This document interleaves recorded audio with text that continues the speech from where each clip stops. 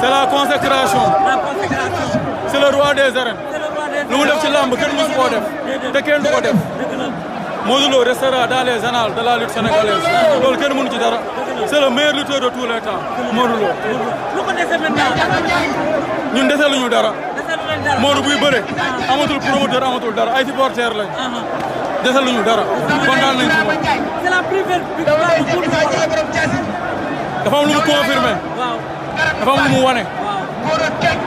C'est un très grand champion. yow keneen roo mu tekki ngembam. amoon na boobu. félicitations. Mansour amoon keneen bu bàyyi lamb.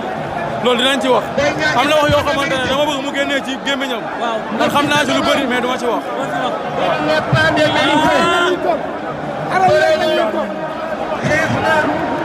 ci wax.